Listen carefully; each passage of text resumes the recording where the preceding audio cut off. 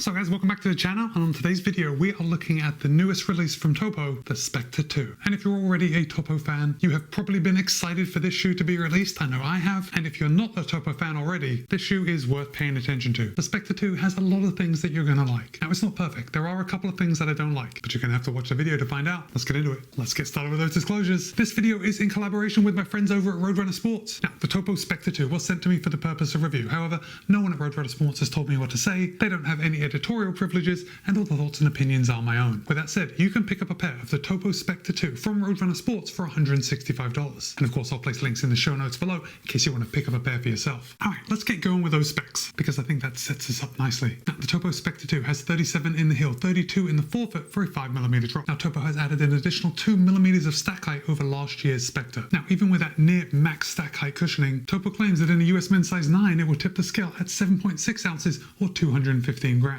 However, in my size, a US men's size 13, it still only tips the scale at 10.1 ounces or 285 grams. So this shoe is pretty light, and it feels light in my hands now, and it definitely feels light when it's on my feet. Now, Topo is using an engineered mesh upper, and I'm a little surprised how thick it actually feels, but if I hold it up, you can see these lines running through the toe box. I mean, they run all the way down, but they're especially noticeable on the toe box. In the area where the lines are, the mesh is very thin, so it makes the toe box extremely breathable. You can already see the heel collar right here. We've got a good amount of padding. I mean, it's not a lot, but it's more than enough to keep your heel locked in nicely, which may be surprising when we look at the heel counter and there's like nothing there. It's semi-rigid. I mean, it's just like a rigid foam. There's no inserts giving rigidity to that heel counter. As far as overlays go, there really aren't that many. In fact, this is a very simple aesthetic. We've obviously got the Topo logo here, got some reinforcements coming around the heel area, got very small overlays along the eyelet chain. In fact, there is an overlay just around this bottom part of the eyelet chain, and then there are individual overlays around each eyelet hole. There's an underlay around the toe box just to keep that upper off your toes. Now, what you can't see is that there are some underlays kind of in strips running around the midfoot area, and that's just to provide a little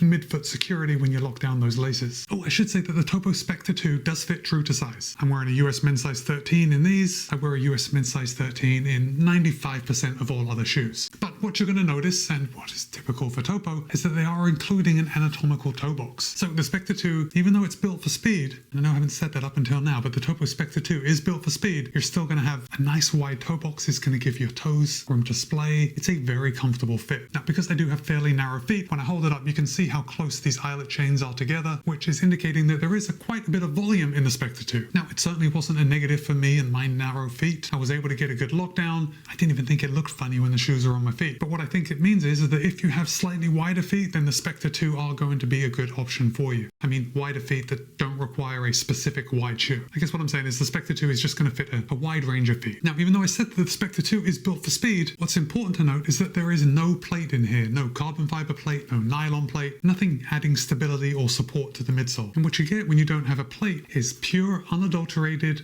uncut beaded Peebacks, and that's name brand Peebacks. None of this off-brand Peeba nonsense. This is 100% Peebacks through and through. And that's also an upgrade over last year's original Specter. Last year they used a centerpiece of Peeba with an EVA carrier. This year they've done away with the EVA. We've got nothing but Peeba all the way around. And what you get when you have a full Peeba shoe is a really nice ride. And because there is no plate, the shoe is a lot more flexible on your foot. However, now that I'm actually bending it up, it's really not as flexible as I thought it might be, but it's still a lot more flexible than a shoe with a plate in it, which in my experience leads to a much more traditional and fun and refreshing ride than a shoe with a plate in it. Because we've been inundated with plated shoes, it's just fun to run in a shoe that isn't plated. And the Specter 2 really delivers on that for me. Now, if we come down to the outsole, we can see we've got rubber strategically placed. It's quite a bit up here on the forefoot, but the rubber in the places where we need it here on the back. Now, I am noticing a little bit of wear here on my lateral edge. In fact, all the grooves have been worn away, like the really tiny micro grooves that have been worn into the rubber.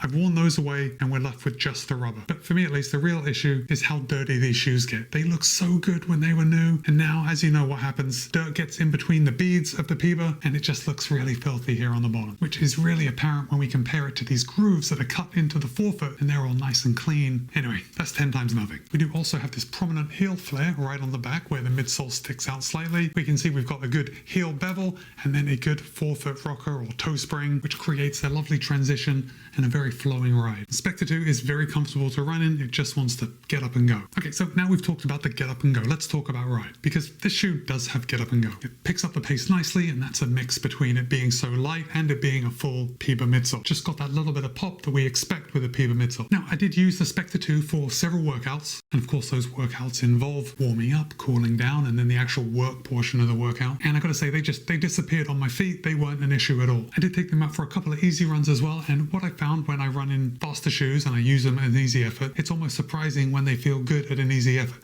And the Specter 2 was one of these shoes. It felt good at, for me, what was an easy pace. But I don't think the majority of you are going to be using this as a daily trainer. I mean, easy pace is relative because what's fast for me is easy for a pro runner. But I think the main thing, what is going to keep you from using this shoe as a daily trainer, is that you're just not going to want to wear it down. Yes, there is plenty of rubber here on the outsole, but it's not plenty of rubber when we compare it to a daily trainer that has full coverage. So you're probably going to want to keep this shoe for those faster efforts, or if you don't mind, if you wear them down fairly quickly, it's a super comfortable shoe at all paces. I also think this would be an excellent race day shoe if you wanted to race in a shoe without a plate. It's definitely got the speed, and that high stack height is going to give you the protection that you need. Oh, I realized I didn't talk about the tongue. Now, the tongue is nice and thin, but it's padded and thin. It's not race day thin where it's like micro thin. It's a padded tongue. It's just a very thinly padded tongue. Now, the tongue is not gusseted, but if you've seen Topo shoes before, they have two little lace loops that are parallel with each other right here at the top, and the laces just thread through them, and they hold the tongue in place nicely. I didn't experience any tongue migration with these Specter 2s. Okay, so now we've talked about the shoe, and you can see I'm pretty much a fanboy of the shoe, and I think when you run in it, you're really going to understand why. For $165, you get a lot of bang for your buck here. But the thing I didn't like, and the thing that is going to keep me from using the Specter 2 a lot over the next couple months, is that the shoe seemed to put on a lot of weight when I was running. Now, I do have to remind you that I live in Florida, and it's very hot, and it's very humid here in the summer, and in the Specter 2's defense, when I go out for a run, I am soaking any shoe that I put on my foot. However, because of that, because I am soaking every shoe that I wear, it seemed to me that the Specter 2 was putting on more weight than other shoes might. At least that's how it seemed to me. So I think this engineered mesh is just very absorbent. Rather than or, this Ortholite insole is also extremely absorbent. And I know that because when I finish the run and I need to dry out these shoes, I take out the insole and I stuff the shoe with newspaper, and then before I hang up the insole, I roll it up and I wring it out. And I'm sorry to be so gross, but I am able to wring out a lot more sweat out of the Specter 2 Ortholite insole than I am out of other shoes. And my only other complaint with the Specter 2 is, again, with this insole, it's very floppy. And look, I'm going to want you to comment if you feel the same way, but for those of you that do remove the insole from your shoes, I just find it very satisfying when an insole can be slid back into the shoe and it fits into place like a puzzle piece. Because the Specter 2's insole is just quite a bit floppy, it takes a bit of an effort to put it in and make sure it's flat, and then I'm pulling it up on the sides to make sure it's laying right. I don't know. In fact, when I did it right there on camera, it seemed to go in a lot better than it has in the past. Anyway, over the last couple of weeks of me testing this shoe, that was one of my gripes that I actually wrote down to talk to you about. But I suppose that's no big deal because you don't have to put it in while you're on the run. That's something you do after the run. So really my only complaint is that the shoes put on a lot of water weight. But other than that, you better believe when the weather cools down where I live, and I mean it cools down to a point where I don't have to stuff my shoes with newspaper after every run, I can't wait to use the Specter 2 all the time. I think this is a solid update, and I think it's going to make a lot of runners very happy. So guys, now I want to hear from you. Did you run in the original Specter, or have you ever run in a Topo shoe before? Drop a comment and let me know. And with that, it's Matt B. This has been my review of the Topo Athletic Specter 2. Be kind, be happy, run well. I'll see you in a couple of days.